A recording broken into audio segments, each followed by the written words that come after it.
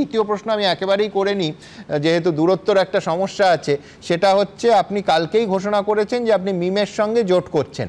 আপনার সিকিউরিটি অফিসাররাও সব হায়দ্রাবাদ থেকে আসছে। আমি বলছি কোথাও কি মানে হায়দ্রাবাদের ওপর খুব বেশি ভরসা করছেন? মানে মিমের মতো এজেন্সিও বেছেছেন হায়দ্রাবাদ থেকে?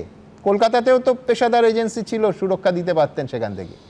কলকাতার যারা ছিল তাদের যে কথাবার্তা বলা হয়েছিল গত দুদিনে, যখন আমাকে দিনের পর দিন আদার্স স্টেট থেকে জানে মেরে দেওয়ার হুমকি দেওয়া হচ্ছে, ডাইরেক্টলি আমাকে অনেক বাজে কথা বলা হচ্ছে এবং বলা হচ্ছে বাবরি মসজিদ তৈরি করার আগেই আমাকে পৃথিবী থেকে সরিয়ে দেওয়া হবে, এই ধরনের হুমকি দিচ্ছে, তখন আমাকে স্বাভাবিকভাবে আমার সিকিউরিটির প্রশ্নে রাজ্য সরকারের যে 3 জন সিকিউরিটি আছে, তো সেই সিকিউরিটি এখনও ওঠায়নি।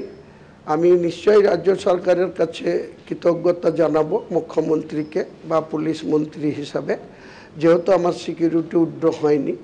তাছাড়া এখানে আমাদের থেকে অনেক যাদেরকে কোনো টার্গেটেই নেই, একসময় জাকির হোসেন টার্গেট হয়েছিল, বেঁচে গিয়েছে প্রাণে, তার যে সিকিউরিটি বলয় আছে, খলিলুর রহমান এমপি তার যে সিকিউরিটি বলয় আছে, এমনকি কংগ্রেসের হলো। আমি বলছি, আমি শুনলাম যে আপনি কেন্দ্রীয় সরকারের কাছেও, সেন্ট্রাল ফোর্স চেয়ে সেই সিকিউরিটি চেয়েও আজকে আবেদন করেছেন।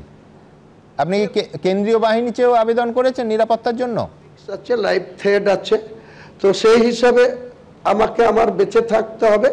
উপরওয়ালা বাঁচাবে, উপরওয়ালা যদি আমাকে টেনে নেয় বা আমার ইন্তেকাল হয়, আমি হাসি মুখে সেই মৃত্যু বরণ করব। না, অবশ্যই আপনি সুস্থভাবে, আমরা প্রত্যেকে চাই আপনি সুস্থভাবে বেঁচে পড়তে থাকুন। কিন্তু আমার প্রশ্ন হুমায়ুন, আপনি কি কেন্দ্রীয় সরকারের কাছেও আবেদন করেছেন সিকিউরিটির জন্য, সেন্ট্রাল ফোর্সের সিকিউরিটির জন্য? না, আবেদনে কোনো করিনি, মৌখিকভাবে বলা হয়েছিল, কিন্তু ওনারা বলেছে, কোনো একজন মুর্শিদাবাদ জেলার পুলিশ আধিকারিক বলেছে যে আইবি দিয়ে আপনার ব্যাপারটা দেখা হচ্ছে, আইবি যদি সঠিক রিপোর্ট থাকে তাহলে আপনার সিকিউরিটির ব্যবস্থা করা হবে। তা বলেছি ঠিক আছে, আপনারা দেখুন, ওনাদের উপরে আমার ভরসা আছে, আস্থা আছে। ওনারা এখান থেকে আমি একটা রাজনীতির প্রশ্নে আছি হুমায়ুন, সেটা হচ্ছে 2021-এ মিম এ রাজ্যে বিশেষ সুবিধে করতে পারেনি, তার কারণ বলা হয় তাদের কোনো লোকাল ফেস ছিল না। এবার কি আপনি সেই ফেস? আমি দেখছিলাম আপনি বলছিলেন, আজকেই বোধহয় বলছিলেন যে আপনার মিমকে দরকার নেই, মিমেরই আপনাকে দরকার। তো আপনাদের জোটটা কি মানে মোটামুটি ঠিক হয়ে গেছে? দেখুন, এই ব্যাপারে আমি আপনাকে এক্ষুনি কিছু বলবো না।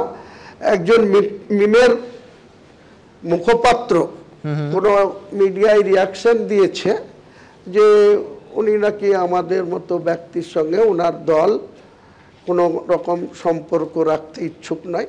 আমার কাছে যা তথ্য আছে, সেই ব্যক্তিরই কোনো গুরুত্ব আজকের দিনে আসাদুল্লাহ ওয়াইসি সাহেবের কাছে বা তার দলের নেতৃবর্গের কাছে ওনার কোনো গুরুত্ব নেই, অথচ উনি কারো কথায় আমাকে এই ধরনের কথা বলেছে।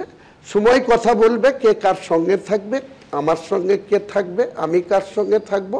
22 তারিখের পরে আপনি পরিষ্কারভাবে রাজ্যের মানুষকে, দেশের মানুষকে, ভারতবর্ষের রাজনৈতিক সম্মানীয় ব্যক্তিবর্গকে আমি ওপেন করে দেব যে আমার আগামী দিনে কর্মসূচি। হ্যাঁ হুমায়ুন, আপনি বলেছিলেন এর আগে যে এমএলএ পদটা, যে আপনি নৈতিকতার একটা উদাহরণ রেখে বিধায়ক পদটা ছেড়ে দেবেন।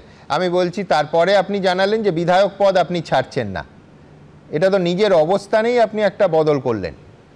আমি বিধায়ক পদ 17 তারিখে ছেড়ে দেবো বলেছিলাম। 17 তারিখে বিধানসভায় একটা স্ট্যান্ডিং কমিটি, একটা না দুটো, আমি পাওয়ার কমিটিতে আছি, যেখানে মেটিয়াবুরুজের এমএলএ আব্দুল খালেক মোল্লা চেয়ারম্যান পাওয়ারে, আর আমি আছি পিএলডি চেয়ারম্যান। পিএলডিতে 20 জন মেম্বার, পাওয়ারে 15 জন মেম্বার নিয়ে পাওয়ার কমিটি, আর 20 জন মেম্বার নিয়ে আমার পিএলডি কমিটি। আর একটা বড় কমিটি আছে পাবলিক অ্যাকাউন্ট কমিটি, যেখানে ওই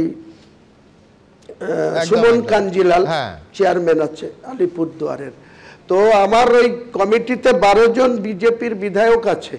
আমি ওই দিনকে মিটিং করে তারপরেই দুপুরের পরে আমার বিধায়ক পদ আমি মাননীয় স্পিকার সাহেবের ঘরে গিয়ে রিজাইন করে দিতাম।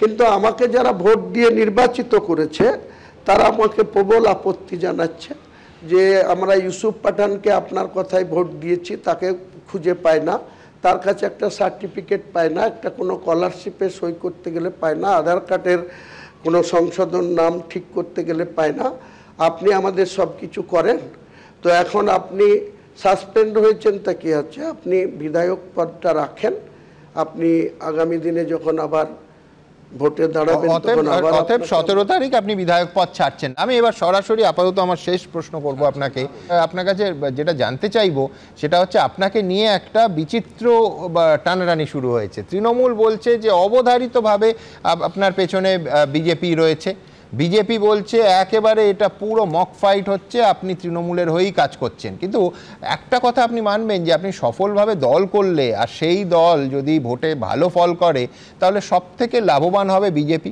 তার কারণ মুসলিম ভোট ভাগ হয়ে যাবে, মমতা বন্দ্যোপাধ্যায়ের মুসলিম ভোট ব্যাংকে ধাক্কা লাগবে। কিন্তু আমি উল্টো দিক থেকে আপনার কাছে আসব, যে মুসলমানরা বিজেপিকে হারাতে চায় তারা তৃণমূলকে ভোট না দিয়ে আপনার দলকে দেবে কেন?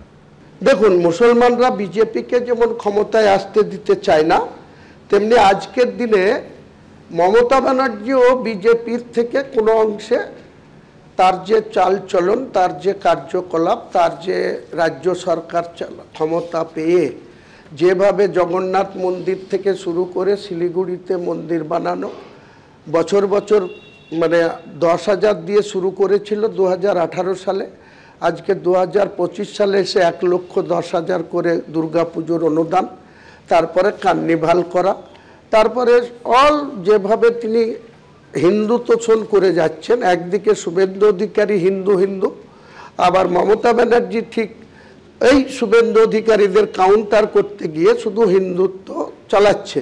তা আমার সোজা কথা এটা, কে কাকে ভোট দেবে, কে হারবে আর কে ক্ষমতায় চলে আসবে সেটা বাংলার মানুষ সিদ্ধান্ত নেবে ভোটের ইভিএম মেশিনে। তাতে গুজরাটে 25 বছর ধরে বিজেপি ক্ষমতায় থাকলে সেখানকার 18-19% মুসলমানদের যখন বেঁচে আছে, তাই এখানে শুধু জুজুর ভয় দেখিয়ে মমতা ব্যানার্জি মুসলমানদেরকে ভয় দেখাবে বিজেপি চলে আসবে, বিজেপি চলে আসবে। বিজেপি বাঘ না ভাল্লুক, দেশ চালাচ্ছে, 19টা রাজ্য চালাচ্ছে, উড়িষ্যা চালাচ্ছে, আসাম চালাচ্ছে, ছত্তিশগড় চালাচ্ছে, রাজস্থান চালাচ্ছে, উত্তরপ্রদেশ চালাচ্ছে, মধ্যপ্রদেশ চালাচ্ছে। তা বিজেপি যদি বাংলাতে চলে আসে তার জন্য কি মুসলমানরা মরে যাবে? আমি মুসলমানদের হয়ে ব্যাটিং করব।